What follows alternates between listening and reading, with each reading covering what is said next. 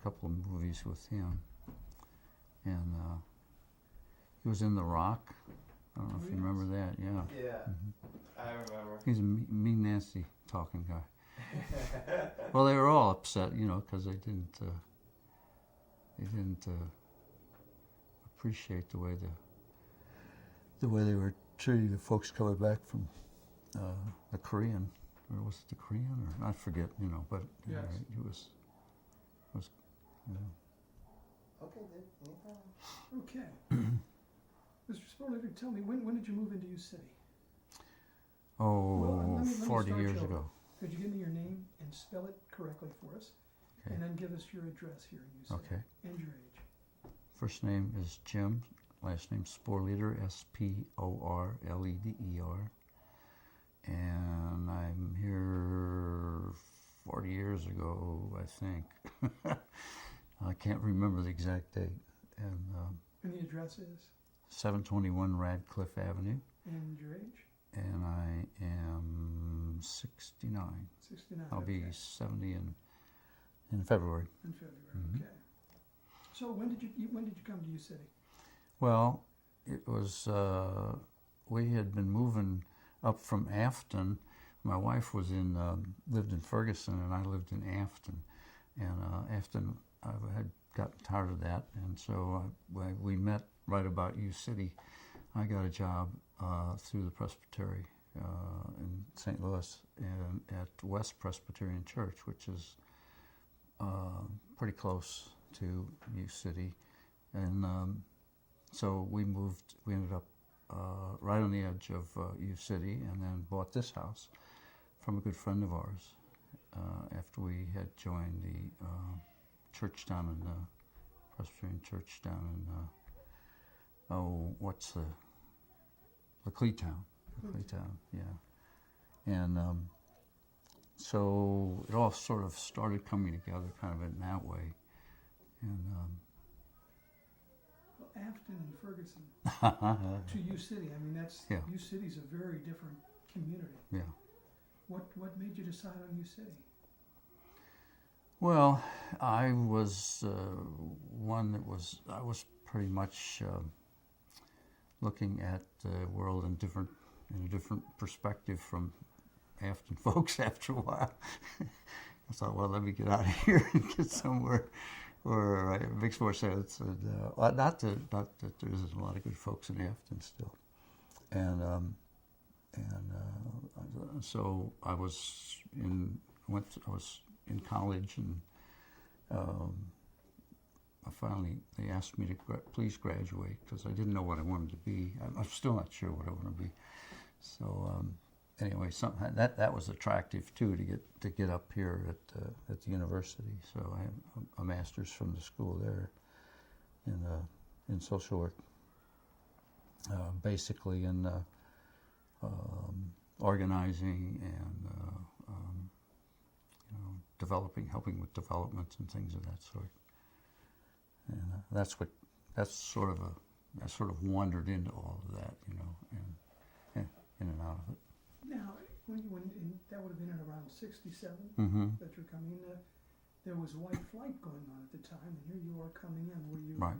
concerned? Did you know what was going on in U City, the integration of the schools and the migration of the black community? Were you aware of what was happening? Yeah. I was learning quick. I got in the poverty program and anti-poverty program, excuse me, and down in the Jeff Andrew. Then I forget, it didn't have a name, but it was in what is now the Jeff Andrew neighborhood. So, and that was a place where you really saw it all, and there was a very stable neighborhoods and very adequate, not necessarily adequate, but there was good schooling there. Not much integration with it, but when there was an aftermath of the war where people just the other thing about it was there were an awful lot of Jewish people in that section, because when we got there, some of the information, some of the approach to the whole thing was that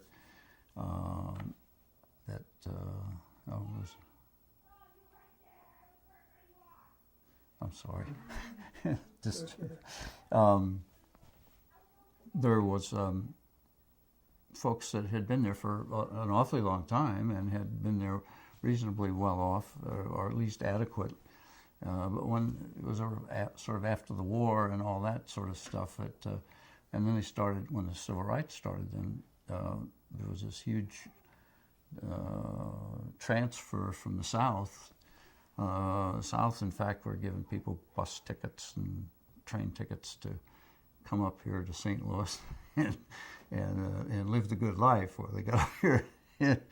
And you know, I guess everybody understands that tale, at any rate. But that was my first experience. I got up here because of the Presbyterian, my connection with the Presbyterian Church. And they had assigned me to West Presbyterian Church, as I said, just a little bit closer, not too far away from here. And we had a lot of friends. And at that church, the guy that was running that helped set up the church down in Laclede, which was really jumping kind of thing. You know, that was a black church with most of the wealthy and politically powerful people. You know, I don't mean any negative or positive way, but and we were all sort of like hippies, I guess you would say. It was really an interesting situation when this all came together. But I ended up here through one of the persons there at Berea, one of the white persons. They asked for white people to leave other Presbyterian churches, white churches, and go into Laclede, and so we were already in the West Presbyterian Church, which was integrated, and so we were down there, you know, really quickly, and we were members there for years and years. Then came back out here, and haven't had much to do in the church.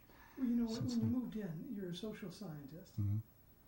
And you're in the middle of this integration, and it's kind of on the cutting edge. Mm-hmm. I mean, almost leading the nation Mm-hmm. a little bit. I mean, one of the leaders in the nation.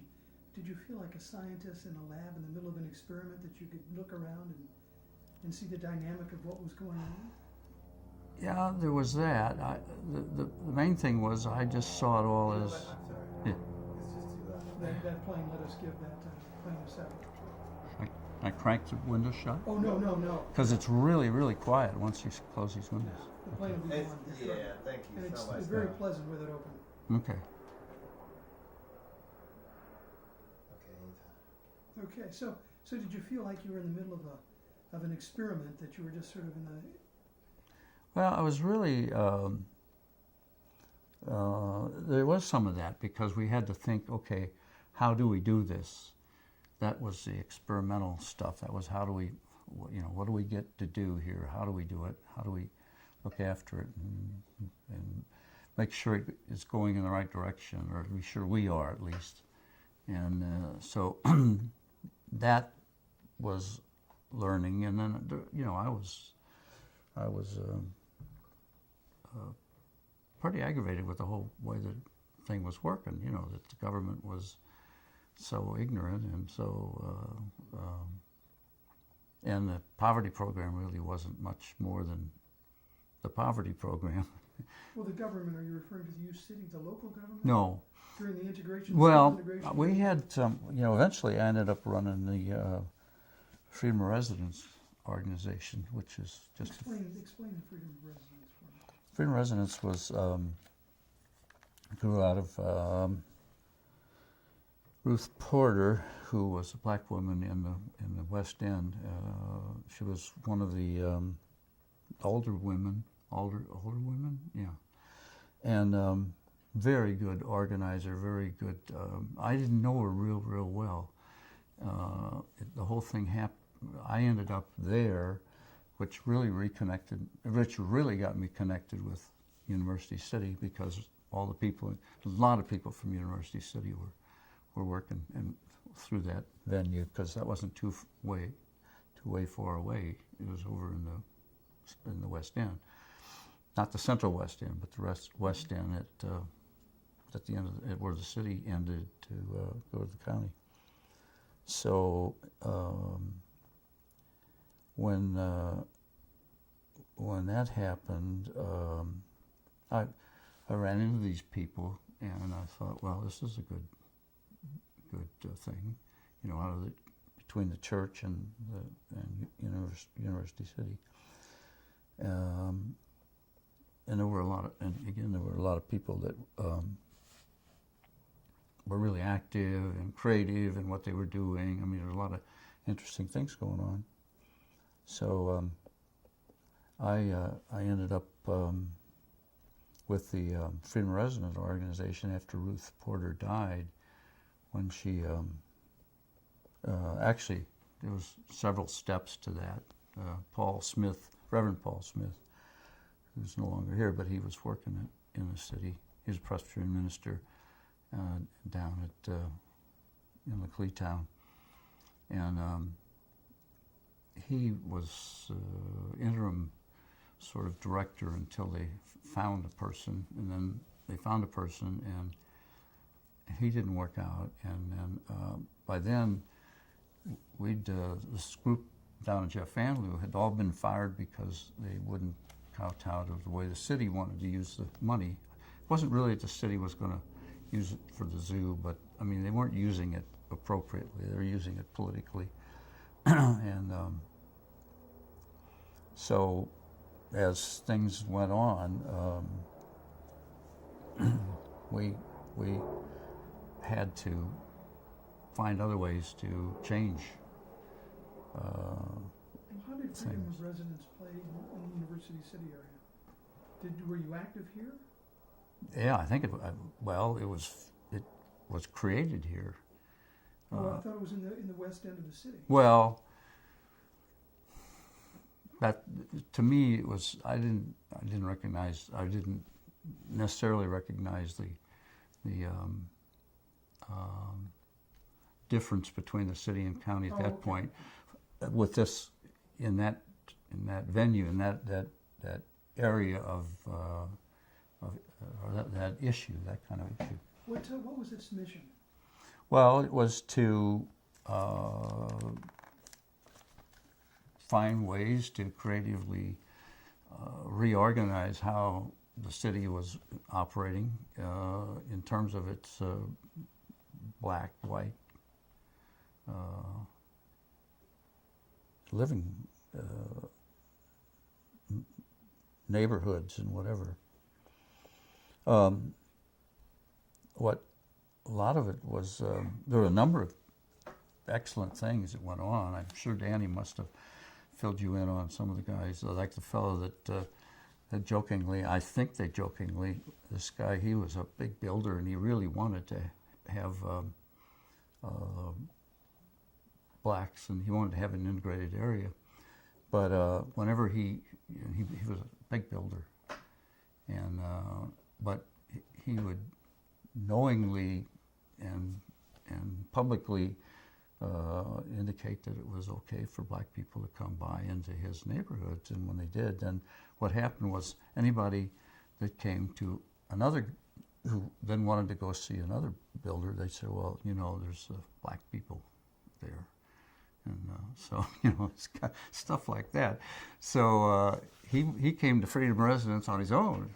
And he said, look, I've got this problem. I don't know what the heck to do about it, you know. And I may be telling it short, you know, leaving some of the stuff out, but I'm sure Danny could fill in for you about it. But he said, look, I'm going to give you some money, but don't tell anybody.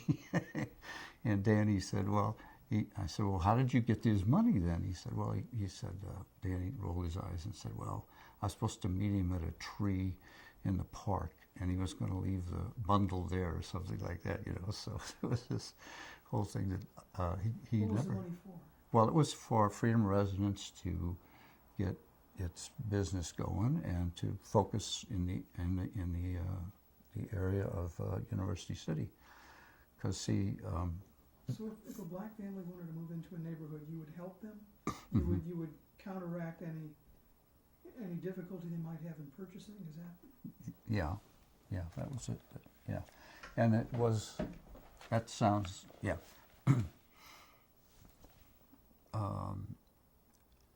It was.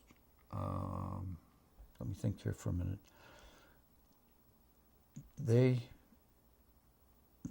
did. There was a lot of activity where there were efforts to educate people and to let them know about what was going on, both black and white, and so that was working. But we hadn't gotten to the what was it that Sam Liverman did? He was the one that went to the government, went to the court, Supreme Court, and argued the case. And they said, no, you can't. No, you can no longer refuse people, black people, to. You cannot refuse to sell or rent or lease to black people, irregardless of where they are or how they are or wherever. And this was some of the, we had so many different inputs with this thing, that and I was working in something else. I was not. I was a member, but I wasn't. I was with them actively in a lot of cases, but. So this money was used to help fund the legal fight? Yes. Okay, yes. okay. And then when Sam won the case, then by then Ruth Porter had passed away, and they were looking for somebody to take the job, which would be, so they had a guy named Herman Graham, a black preacher that was at West Presbyterian Church where I was working initially, and then down in the Cleetown. And but Herman, he just couldn't quite get the deal, because we were running it kind of rough and ragged then. It was, if somebody was evicted or refused to be allowed to be purchasing a house in the city, then sometimes we'd picket, other times, well, of course, we'd certainly get an attorney, and we had attorneys like Sam and I was trying to remember the other guy's name that was so good at it, but so there was a lot of that kind of activity that was going on, and U City was a focus, one of the focuses, U City and the Central and the West End, and that was my area of it, with Freedom Residence, and I was I wanted to reciprocate with the issues that I had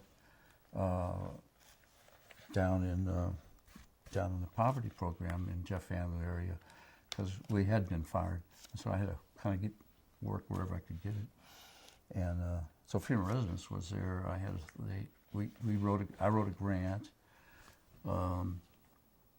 with help from the staff, from the people there, and we won a grant, 3-year grant that would give us substantial money to continue and upgrade and get more and more involved. We had, because of through some of our work in U City, and help from U City and other parts of the city, other parts of the area, we got together a thing we called. Well, what we did was we would send white people who were working with us out to see if they could buy a house in some neighborhood. And so, sure enough, yeah, we'd love to sell the house to you, and then the next day or two, we'd send a black person out there, or a black person would go out there, and they'd say, well, we sold the house. And they say, well, wait a minute, what do you mean you sold the house? Who's got it? Is it, you know, it's like, house, we understood the house was for sale yesterday. Yeah, but somebody bought it last night, you know. You get stuff like this, see, so and they would write all this down, you know, and so, say, okay. And so we gather up all this stuff, and that helped, I think that helped a lot with Sam's, after the case, you know, it helped because it was very, very obvious that people were violating the law, and they still do it. Was this guy who gave the money, was he just altruistic? Did he really have... No, he was that, but he also was a businessman, and he said, look, I want my homes to be sold or rented or whatever it is I'm doing with them.